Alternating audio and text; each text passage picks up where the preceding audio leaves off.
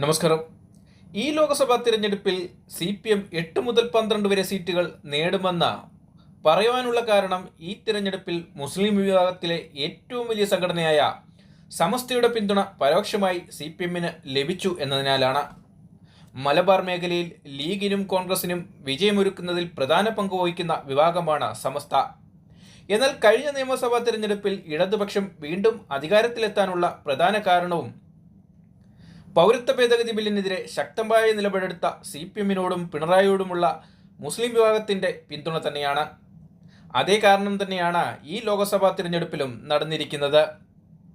അയോധ്യ മന്ദിരം വോട്ടാക്കാൻ ശ്രമിച്ച BJPക്കും നരേന്ദ്രമോദിക്കും അത് അത്ര കണ്ട് ജനങ്ങൾക്കിടയിൽ യേശുന്നില്ലെന്ന് മനസ്സിലാക്കിയതുകൊണ്ട് അവർ വീണ്ടും വർഗീയ ധ്രുവീകരണം ഉണ്ടാക്കുവാൻ പൗരത്വ ഭേദഗതി ബില്ലുമായി ഇലക്ഷന് തൊട്ടുമുമ്പ് രംഗത്തെത്തി. അപ്പോഴും കേരളത്തിൽ ഇത് നടപ്പാക്കില്ലെന്ന് ഉറപ്പിച്ചു പറഞ്ഞത് CPMും പിണറായിയുമാണ്. ഈ സമയത്ത് തന്നെയാണ് ലീഗും സമസ്തയും തമ്മിലുള്ള തർക്കങ്ങളും പുറത്തു വരുന്നത്. ഇക്കാരണങ്ങളാൽ സമസ്ത നേതാക്കളായ ഉമർ ഫൈസിയും കാന്തപുരത്തിൻ്റെ മകനായ അബ്ദുൾ ഹക്കീമും ഇടതിനെ അനുകൂലിക്കുന്ന പ്രസ്താവനകളുമായി രംഗത്തെത്തിയിരുന്നു.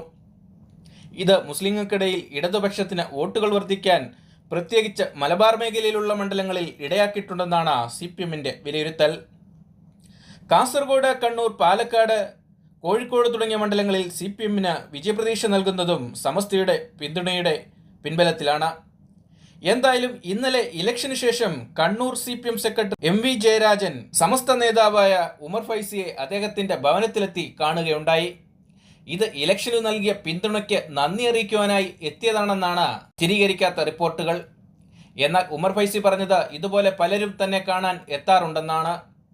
എന്തായാലും ലീഗും സമസ്തയുമായുള്ള പോര് ഇലക്ഷന് ശേഷവും മുൻപോട്ട് പോകുന്നത് തന്നെയാണ് കാണാൻ സാധിക്കുന്നത്. സമസ്തയുടെ പിന്തുണ മുസ്ലിം വിഭാഗത്തിലൂടെ CPMനും ഇടതുപക്ഷത്തിനും ലഭിച്ചിട്ടുണ്ടെന്നും അത് കാരണം ഇക്കുറി വലിയ വിജയമാണ് CPM പ്രതീക്ഷിക്കുന്നതും. എല്ലാ സർവേകളും CPMന് 2 മുതൽ 4 സീറ്റുകൾ വരെ മാത്രമാണ് പ്രവചിച്ചിരുന്നത്. എന്നാൽ ഇലക്ഷന് ശേഷം CPM പാർട്ടി തന്നെ നടത്തിയ സർവേകളിൽ 8 മുതൽ 12 സീറ്റുകൾ വരെ നേടുമെന്നാണ് അവർ അവകാശപ്പെടുന്നത്.